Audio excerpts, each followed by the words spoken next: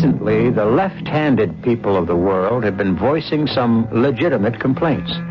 They feel, with some justice, that they're being penalized for being different, since almost all the gadgets and conveniences of life are built for people who are right-handed. They also feel they're unjustly accused of being less reliable than their right-handed brethren. Whether or not that's a bad rap is open to question, but there are also the so-called hot-tempered redheads who, so far, haven't banded together to object to being thus labeled. But A. Conan Doyle immortalized redheads forever when he pitted the Red-Headed League against the marvelous deductive abilities of the world's greatest detective, Mr. Sherlock Holmes. Mr. Sherlock Holmes? I'm Holmes, and this is my colleague, Dr. Watson. How do you know? Now, you've told me your name is Jabez Wilson, and beside the obvious facts that you've at some time done manual labor, that you take snuff, that you're a Freemason, that you've been in China, and that you've done a considerable amount of writing lately, I can deduce nothing else about you. What? How in the name of all that's holy do you know all that? Are you some kind of a wizard, Mr. Holmes? Not at all. Well, then it's some kind of trick. Oh, certainly, I began working in life as a ship's carpenter, but there's no way you could have known that except... Your hands, my dear sir. Your right hand is at least one size larger than your left. Oh. Therefore, you've worked with it. The muscles are obviously more developed. Oh, well, but the snuff, then, and the Freemasonry... I won't insult your intelligence by explaining this stuff. As for the Freemasonry, against the strict rules of your order, you use an arc and compass breastpin. Oh, of course, I forgot that. But the writing, sir. What else can be indicated by that right cuff, so very shiny for 5 inches, and the left one with the smooth patch near the elbow where you rested it upon a desk? Yes. But China, that's something quite different. The fish tattooed immediately above your right wrist could only have been done in China. Oh. I've made a small study of tattoo marks, and that trick of staining the fish's scale a delicate pink is quite peculiar to China. When, in addition, I see a Chinese coin hanging from your watch chain, the matter becomes even more simple. Ah, well, I thought at first you'd done something clever, but I see there was nothing to it after all. I begin to think, Watson, that I make a mistake in explaining. Oh, sir. I fear my reputation will suffer shipwreck if I continue to be so candid. But, now, Mr. Wilson, what brings you to me? Oh, it was this advertisement here. Read it for yourself, sir. Thank you. You don't mind if I let Dr. Watson read it? No, not at all. To the Red-Headed League. On account of the bequest of the late Ezekiah Hopkins of Lebanon, Pennsylvania, USA, there is now another vacancy open which entitles a member of the League to a salary of £4 a week for purely nominal services. All red-headed men who are sound in body and mind and above the age of 21 are eligible. Oh, my goodness. Apply in person Monday at 11 o'clock to Duncan Ross at the offices of the League, 7 Pope's Court, Fleet Street. What on earth does this mean, Holmes? Well, it is a little off the beaten track and may well be the start of a very pretty puzzle. Mr. Wilson, tell us all about this strange advertisement and you.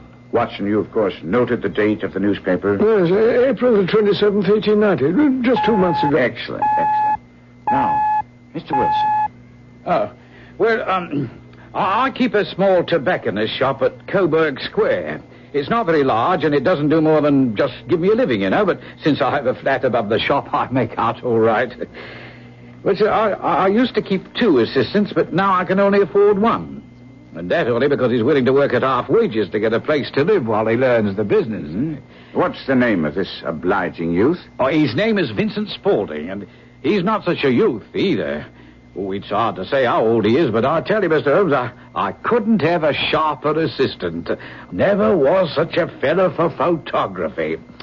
Snapping away all the time with a camera and then diving down into the cellar to develop his pictures. That's his main fault, but there's no vice in him, you know. As a matter of fact, it was he who called my attention to the advertisement. Ah. Can you remember how that happened? Oh, like it was yesterday, Mr. Holmes. I was coming down from my living quarters into the shop when Vincent said... I wish to heaven, Mr. Wilson, that I was a red-headed man. Huh? Oh, why on earth should you wish that? Why? Because here's another vacancy on the League of the Red-Headed Men. Oh? It's worth quite a bit of money to the man who gets it. Only my hair would change colour. It'd be a nice little post all ready for me to step into. Oh, well, what is this Red-Headed League? Oh, I'm that surprised you've never heard of it. With your head of red hair, you're eligible for one of the vacancies. Huh? What's a vacancy worth? £200 a year. But the work doesn't interfere with one's other occupations. Doesn't it? Well, tell me about it. Do you know how it got started? Well, as far as I know, the League was founded by an American millionaire, Hezekiah Hopkins, who was a real eccentric. He himself was red-headed, and he had a great sympathy for all red-headed men. We never married, had no relatives, and when he died, he left his entire fortune in the hands of trustees, with specific instructions to apply the interest only to provide easy jobs to men with red hair. Oh, but there'll be millions of red-headed men who'll apply. Oh, not as many as you might think. I believe if you cared to apply, you'd walk away with the job. But perhaps it's not worth your while to put yourself out for the sake of a few £100. Well, it was certainly true that our visitor's hair was of a particularly brilliant shade of crimson. But to me, the whole business smacked of the ridiculous. I couldn't understand Holmes' keenness in asking Wilson for more details. Well, you see, Mr. Holmes, since Vincent Spaulding seemed to know so much about it, I figured he might be useful to have along. So I ordered him to put up the shutters for the day and to come along with me. All right, sirs. This way, if you please. Allow me to introduce myself. I'm Duncan Ross. Give me your hand, Mr. Wilson. Allow me to congratulate you. The vacancy is yours.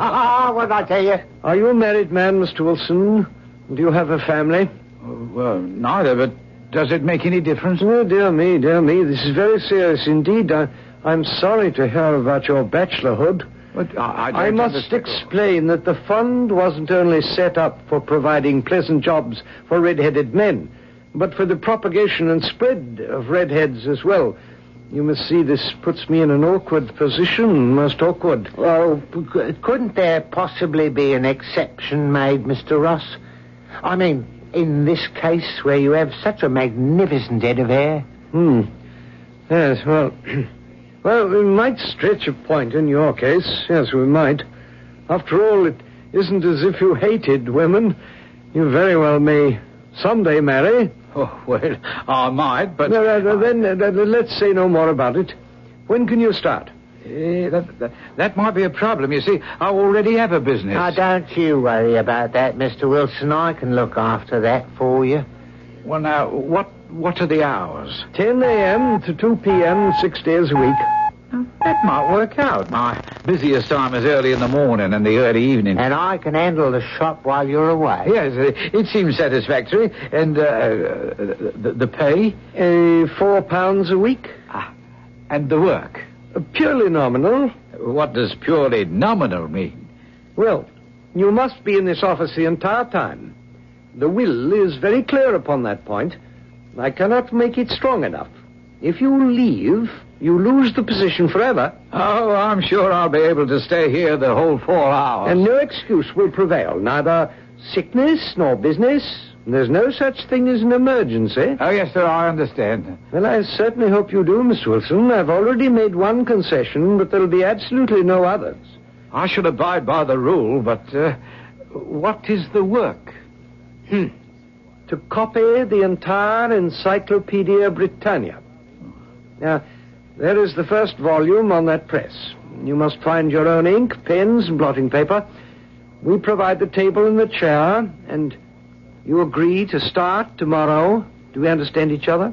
Oh, yes, perfectly, Mr. Ross. And you may depend upon me being here promptly at 10 tomorrow.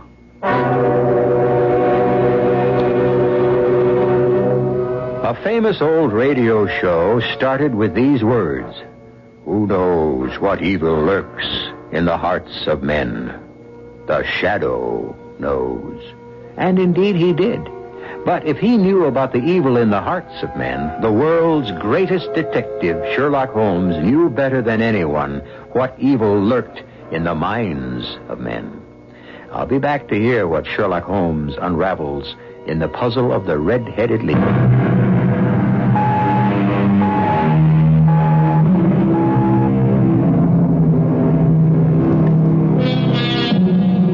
Mr. Phineas T. Barnum said, "There's a sucker born every minute. And one thing's for sure, it's always easy to see the other fellow's mistakes." Certainly Mr. Jabez Wilson seemed to be gullible in swallowing the story about the Red-Headed League. But looking at it from his point of view, he was doing nothing wrong, and he was making money at his strange job, obtained in strange fashion. But let's pick up Mr. Wilson as he unfolds the rest of his perplexing tale. Well, I must say, Mr. Holmes, that I left the office in Pope's Court in very high spirits. But when I got home, the more I thought about it, I became convinced the whole thing was some kind of a hoax, you know. But for what reason, I couldn't fathom. However, in the morning, I thought I might as well try it and see what happened. Very sensible, since you had nothing to lose except a trip to Pope's Court. And what happened when you arrived? To my surprise and delight, everything was as right as rain. Mr. Ross was there to see that I started work. Well, sir, I began with the letter A and worked away quite industriously. And what about Mr. Ross? Did he stay with you? Oh, not all the time, but he'd drop in from time to time, you know, to see that everything was all right with me. And also to see that you lived up to the terms of your employment, no doubt. I suppose that, too. But at 2:00 sharp, he bade me good day, complimented me upon the amount I'd written, and locked the door behind me. And did this continue? Well, not in the same fashion. After a few weeks, he wouldn't drop by quite so frequently. And the last 2 weeks, he didn't come at all. Only on Saturday, when he gave me the 4 golden sovereigns. You had no curiosity about this position? Well, to be honest, Mr. Holmes, I had a lot of questions, but the £4 a week stifled my curiosity. After 8 weeks, I'd written about abbots and archery and got all the way to Attica and hoped that I might soon get on to the bees, when suddenly the old business came to an end. Capital. I can't understand your relation, Mr. Holmes. It certainly shocked me when I came to work early this morning to find the door locked and this little square of cardboard hooked onto the middle with a tack. Shall I read it, Holmes? Please, Doctor. Red-Headed League is hereby dissolved. There may be further communication, but it will be done by post, if at all. Aha. Did you take any steps when you found this card? At first, I was completely staggered. Then I went round to the offices in the building, but none of them knew anything at all. The landlord? Did you? The landlord's an accountant who lives on the ground floor. I asked if he could tell me what had become of the Red-Headed League, but he said he'd never even heard of them. And your employer, Mr. Duncan Ross? The landlord said he knew no such gentleman. Now, come, Mr. Wilson. Your employer must have been known to the landlord. If not by that name, then another. Oh, exactly, sir.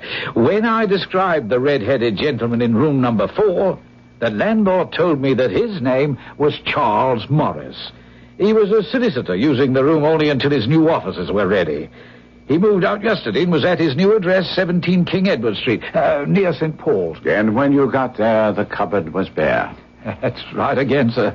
It was a manufacturing house. Oh, no. No one had ever heard of Ross or Morris or the League. Oh, I tell you, sir, I was in a state. I hurried back to my shop and started in on Vincent, who kept trying to calm me down. No, please, Mr. Wilson. Shouting won't do you any good if you'll only take my advice and wait. Wait for what? And what about my salary for the past week, eh? What about that? Mr. Wilson, the League has been in existence for a number of years, and I'm sure they'll get in touch with you by post. Well, if the League's been in existence for so long, I can't understand how it's been such a well-kept secret. Well, now, Mr. Wilson, you must admit that you're not much of a man for going around. Why, since I first came here, you rarely put your foot out of doors. I'll I'll confess you have something there. And that's why you've never heard of the League. But I assure you, it's been well known and highly regarded for a long time. All right, since you know so much, can you explain what happened? No, sir. I cannot. But I'm willing to wager that you will hear from them again. I just hope that it won't be what I fear. Eh? What's that? You remember when you got the job, there was some question about your marital status? Now, I'm not saying this is so, but it's just possible that the entire board may have had some second thoughts and overruled Mr. Ross' decision about taking you on. Well, if that's the case, I should have a chance to explain. Perhaps I could set their minds at rest. How do you mean?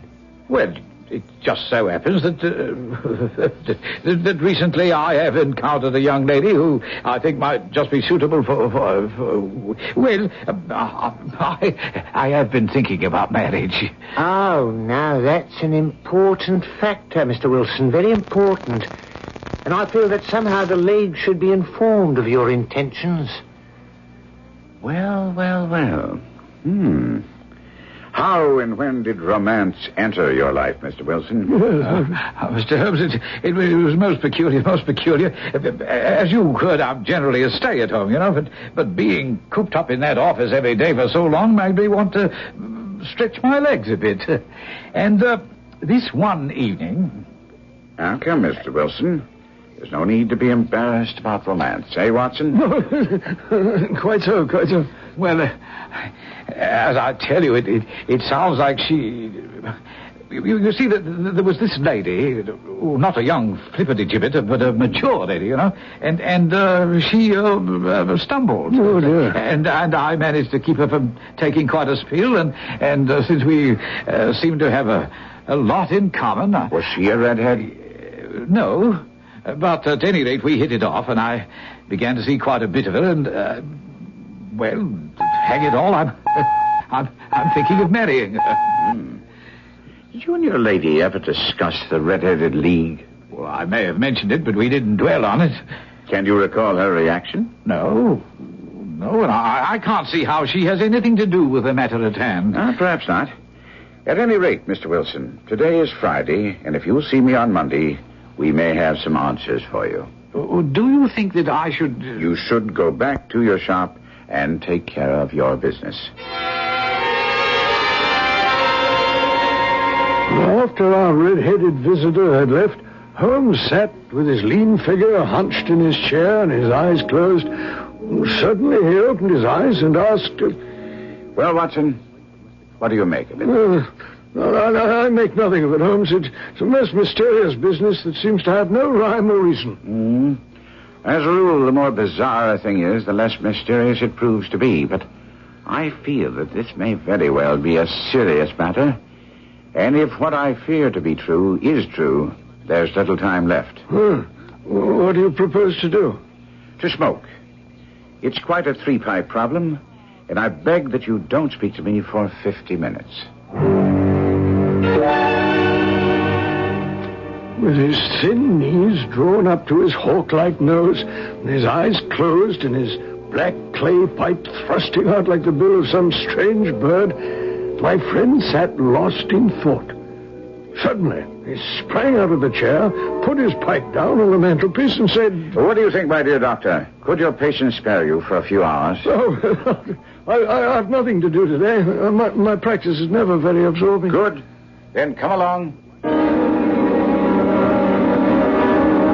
We traveled by underground as far as Aldersgate, and then a short walk took us to Saxe-Coburg Square. It was a poky little shabby-genteel place with 4 lines of dingy 2-story brick houses.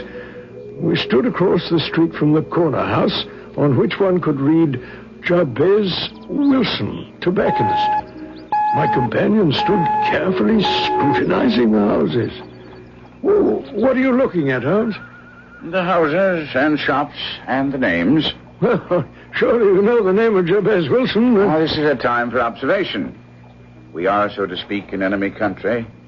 Now, let's reconnoiter. Now, there's Mortimer's, the pawnbrokers. vegetarian restaurant, the Colbert branch of the City and Suburban Bank, and McFarland Brothers Architects. Have you any interest in architecture, Doctor? No, I can't say that I have, no. Well, that's a pity, because at this moment, that's our destination. I wondered what in the world Holmes wanted with a firm of architects. But as we approached the door, I was amazed to see the familiar figure of Athelney Jones, the detective from Scotland Yard. My surprise was equaled by Jones. Hey, if it isn't Mr. Sherlock Holmes. What brings you to this part of London? I might ask the same question of you? Oh, purely a routine matter. A stupid attempt at robbery, although why in the world any criminal would want to break into McFarland Brothers beats me. Ah, this was recent? No, I've just come down to tell the owners that our investigations haven't turned up anything and that we'd best forget it for a while. I'm curious. Could you give me some details? Oh, it's really not in your line, Mr. Holmes. But here are the facts. A couple of months ago, the night watchman was making his usual rounds when he came upon two men trying to open the safe in the offices of McFarland. Although there's no cash and no securities, in fact, nothing of any value. Ah, that does seem stupid. And what happened? They overpowered, bound, and gagged the watchman, left him in the outer room, and then left without taking anything because there was nothing missing from the safe in the morning. Was a thorough check made? Oh, come, Mr. Holmes. Every penny accounted for. Well, since you came down here to report failure, I assume that the night watchman didn't give you much of a description of the robbers. No, it was the usual meaningless jobber. No good to us at all. One thing, though, they weren't amateurs. They used gloves so as not to leave fingerprints. That's very significant. To you, maybe, Mr. Holmes, but to us it's normal, the usual procedure of professionals. Quite so. Well, come along, Watson. There's nothing more that we can do here. But Holmes, what about your interest in architecture and our visit to McFarland? My dear doctor, we must remain flexible if we're to get to the bottom of the matter we're investigating. Yes, sir. Let's say goodbye to Inspector Jones. Now, hold on a minute, Mr. Holmes. This, matter you're investigating, is it something that Scotland Yard might be interested in? It very well may be, Inspector, but before I call on you for help, I have to prove my theory beyond a shadow of a doubt. That was a most informative discussion we had with Jones, don't you think, Doctor? You consider a bungled burglary and a failure on the part of the police informative. I suppose you can call it that. Oh, my dear chap. How can you listen and not hear? Well, I heard every word that was said. You don't think it instructive that an obvious pair of professional thieves, while careful enough to wear gloves, select an unlikely target, such as an architect's office, as a likely place for a haul? Everybody makes mistakes. Very true, Watson, but mark you. They tie the men up, open the safe, and don't touch the cash. Well, because it wasn't worthwhile taking. Ah? I put it to you, Watson, that it was a very successful robbery. Oh, no. That the thieves got exactly what they wanted. And if what I suspect is true, the watchman is lucky to be alive. What in the world were they after? You know my methods, Watson. You have all the information I have. All that's necessary is for you to think. But, here we are, outside our destination. Well, why on earth are you beating the pavement with your stick? Part of my observations, Doctor. Now, let's see the inside of Mr. Wilson's establishment. Yes, gentlemen. What can I do for you? I'm sorry to bother you. We only wish to know how to get from here to the Strand. Third right, fourth left, and you're on the Strand. Thank you. Smart fellow, that. In my judgment, he's the fourth smartest man in London. And for daring, I'm not sure that he hasn't a claim to be third. Evidently, Mr. Wilson's assistant counts for a good deal in this affair of the Red-Headed League. I'm sure that you asked your way only in order to see him. Not him. Oh? What then? The knees of his trousers. Not only Watson, but all the millions of Sherlock Holmes fans are familiar with his methods. You, like Watson, have all the information. All you have to do is apply the science of deductive reasoning as expounded so often and so well by Sherlock Holmes, and you'll come up with the answer as to why Holmes was interested in the knees of Vincent Spaulding's trousers. You'll find out whether you are right or not when I return shortly with Act 3.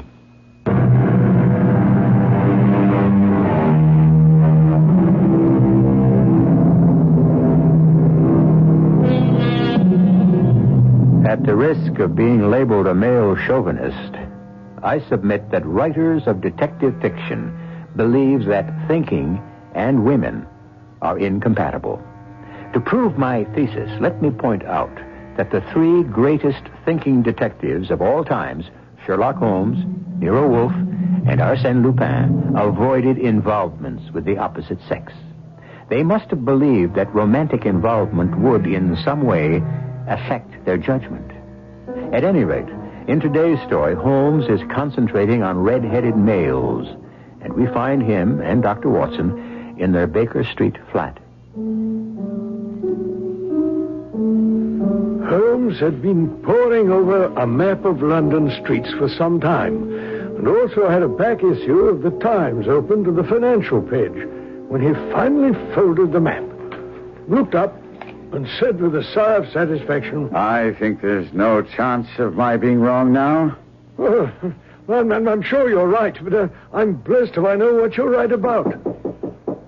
Can't be the visitors I'm expecting, but come in. Vincent Spaulding was right, Mr. Holmes, and so were you. I've heard from the Red-Headed League. Indeed. There's to be a weekend meeting starting tonight at the Cork and Bottle in Surrey. Surrey? Reservations have been made for me, and then they'll discuss my problem. Well, what do you think of that, Mr. Holmes? How did they get in touch with you? Well, by post, as they said they would. I brought the letter with me. Would you care to see it? No, I don't think that's necessary. But I've come to you for advice, and here you are... Mr. Wilson, I think that I can assure you that I will have the answers you want by the end of this weekend. But what about this note? Should I go or not? I insist that you go. But if you want the answer to your problems, don't expect to find it in Surrey.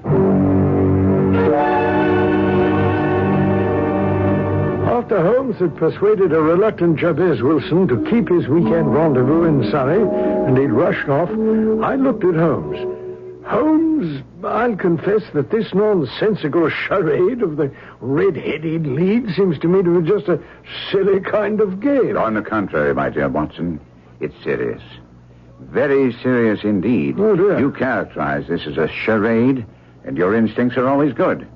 The whole device used to get our friend Wilson away from his shop for 4 hours a day was staged, and quite brilliant. But why in the world would anyone want that?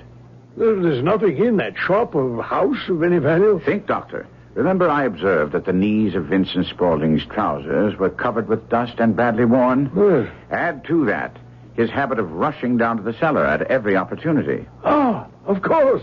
Buried treasure. You're an incurable romantic, Doctor, but at that, you're not too far off the mark. And that, I think, signals the arrival of our companions for this evening's hunt. Will you be kind enough, Doctor? Yes. Come in, gentlemen. Now our party is complete, Watson. I think you know Inspector Jones of Scotland Yard. Let me introduce you to Mr. Merriweather, who will accompany us tonight. How do you do? We're hunting in couples again, Doctor, you see. Our friend Holmes is a wonderful man for starting the chase. All he wants is an old dog to help him do the running down. I hope we don't find a wild goose at the end of our chase. Bankers don't place too much trust in theories and fantasies, Inspector. We're interested only in cold facts. And cold cash also, eh, Mr. Merriweather? Well, that's why I allowed the inspector to persuade me into coming. Although it's the first Saturday night in 27 years, I haven't played bridge. I miss that, Mr. Holmes. Well, I think you'll find you're playing for a higher stake tonight than you've ever done before. And that the play will be more exciting. Then what do you think the stakes are? £30,000. How do you arrive at that figure? Isn't it true that some months ago you had occasion to strengthen the resources of your branch of the City and Suburban Bank? And according to the Times here, you borrowed 30,000 Napoleons from the Bank of France? No, that's fairly common knowledge, sir. As a matter of fact, there's been some discussion among our directors about the wisdom of keeping so much bullion on a single branch. A discussion which was very well justified. I have reason to believe that an attempt will be made upon that bullion this very night. No, that's ridiculous. We've the best protective service in the City of London. The cases containing the bullion have never been unpacked. We're absolutely immune to any attempt at such a theft. I beg to differ, Mr. Merriweather. Come in. What's this? A telegram. I'll give it here, lad.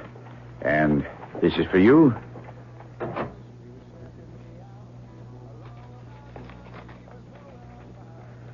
The fool. This may spoil everything. What is it, Holmes? Our friend Wilson arrived in Surrey and found he was the only guest expected. He's furious. And returning to London tonight, he must be stopped at all costs. No, that's hardly possible, unless he isn't already on the train. Well, if he returns to his shop, we may miss our chance to lay these fellows by the heels. His life is also very much in danger. Inspector, you didn't tell me there might be some physical danger in this situation. Not to you, Mr. Merriweather.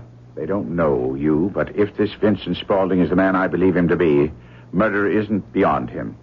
And if Jobbers Wilson interrupts those plans, Spaulding would think nothing of killing him. Well, here, let's see. From Surrey. Earliest train out. Wouldn't get in before 10 tonight. Capital. Watson, get down to Waterloo Station and intercept Wilson. Yes, sir. Then join us in Saxe-Coburg Square in front of the bank as soon as you can. We daren't go in until we hear from you that Wilson is safe. I was at Waterloo Station in time to meet the train from Surrey. I just hoped that Wilson would be on it. There was a later train, but that would have meant Holmes and the others would be forced to wait until I arrived, and Holmes seemed to feel there was a chance that we might miss the scoundrels we were after. Well, unfortunately, I spotted his flaming red hair. Oh, Dr. Watson, I hardly expected to be met. Yes, right. Well, Sherlock Holmes sent me. He says it's vital that you don't go back to your house tonight. Now, what nonsense is that? Well, it is for your own good. If you go home, Holmes feels you're in grave danger. Oh, well, nothing's going to stop me from sleeping in my own bed tonight. If your detective friend thinks I'm in danger, let him protect me. Well, that's why I'm here. All right, fine, then come on home with me. Well, now, look here. Holmes has put a lot of work for you in this, and he thinks we're going to be able to bring things to a successful conclusion tonight, if you do as he asks. If I don't? Well, then I shall have you arrested. You can spend the night safely in a cell. But, Dr. Watson, where shall I go? You can come with me. I'll drop you off at our rooms at Baker Street.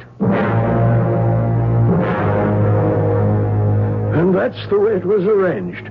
I dropped Wilson at Baker Street and then hastened to Coburg Square when I saw Holmes, Jones, and Merriweather waiting. This will do, my man. Right here is fine. Watson, I knew I could rely on you. Where did you leave our friend Jobbers Wilson? At our rooms, Holmes. I promised we would get back at the conclusion of this affair and fill him in. Well done, Watson. Come along. Mr. Merriweather, you must lead the way. We shan't need a light till we reach the gate at the bottom of the steps.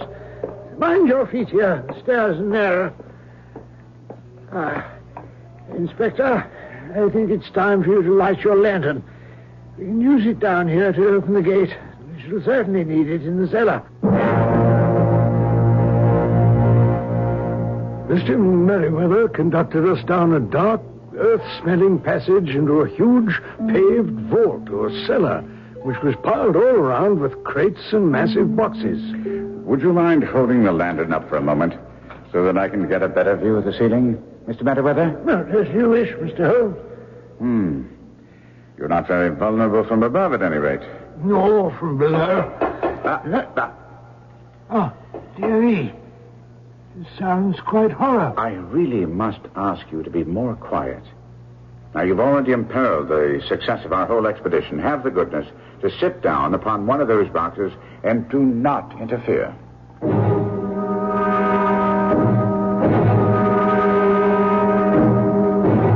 Holmes fell to his knees on the floor and with the lantern and magnifying glass began to examine minutely the cracks between the stones.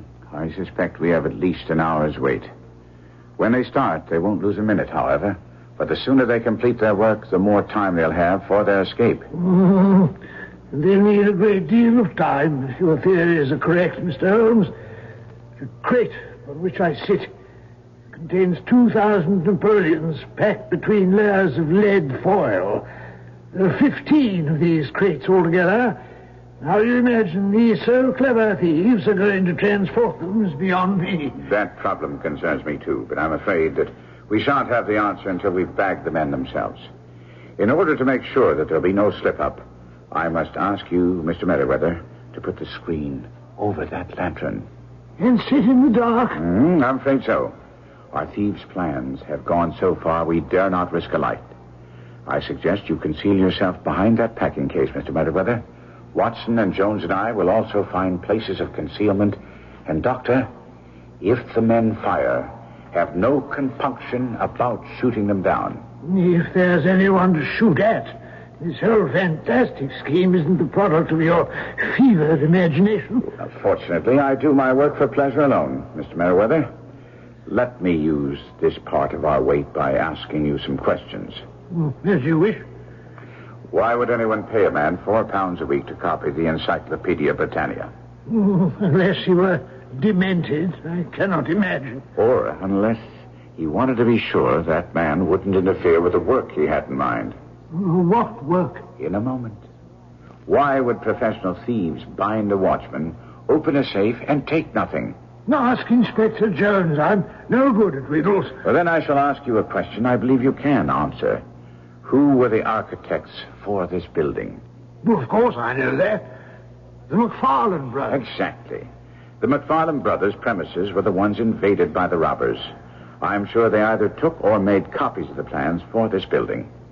No, Mr. Merriweather. The facts will bear only one interpretation. Some very astute thieves have been tunneling under the street for the past 2 months. And tonight, there will be an attempt made on the bullion. You've convinced me, Mr. Holmes. Have you done what I asked about Wilson's shop in Coburg Square, Inspector? Aye. There's a constable and 2 officers waiting at the front door. Well, then they've stopped all the holes. Now, we must be silent and wait. I placed my revolver, cocked, on the top of the wooden case behind which I crouched. We waited there in the cold, dank air of the vault, with only the smell of hot metal to assure us that the lamp was still there, ready to flash on at a moment's notice. Suddenly, my eyes caught the glint of light. At first, it was but a spark, and then it became a yellow line, until, with a rending, tearing sound, one of the paving stones turned over on its side, and a wooden projectile of some sort appeared. And then, a man. All right. Give me a hand with the sled and the wheels, Archie. Everything clear up there? All clear. Swing up the ropes and the chisel. You're under arrest. Archie. They've got me, but you get away. I very much doubt it. There are 3 men waiting for him at the door of the shop, Spaulding, alias John Clay. And who are you? He knows me by name. Sherlock Holmes. At your service, a detective who's been following your career with interest and whose pleasure it is to end it here tonight.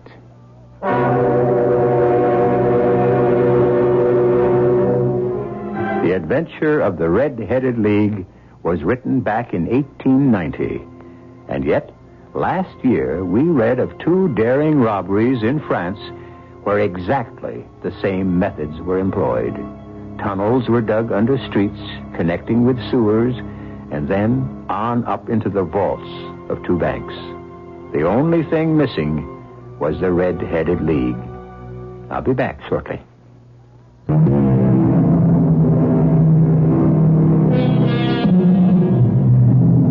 Conan Doyle was never noted as a man with a great sense of humor, but that's only because he rarely employed it in his writing. As a matter of fact, he had a keen wit. The proof? In his first year of independent medical practice, before he started writing, his earnings were exactly 154 pounds. When he filed his tax return, he showed that he owed no tax at all because of his earnings. The authorities returned his form with the words, "most unsatisfactory," scrawled across it. He sent it back with his own comment, which was, "I entirely agree." Our cast included Kevin McCarthy, Court Benson, Robert Dryden, and Ian Martin.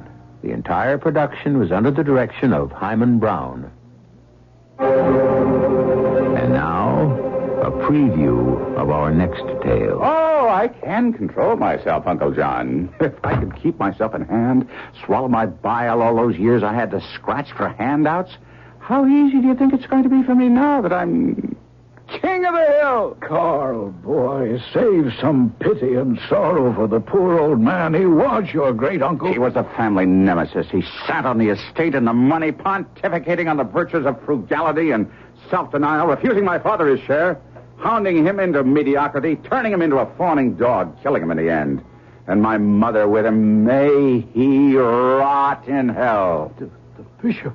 Well, then, in heaven, wherever he chooses, or wherever he was led, all I care for is that at last he is dead and I am alive and free. This is E.G. Marshall inviting you to return to our Mystery Theater for another adventure in the macabre. Until next time, pleasant dreams.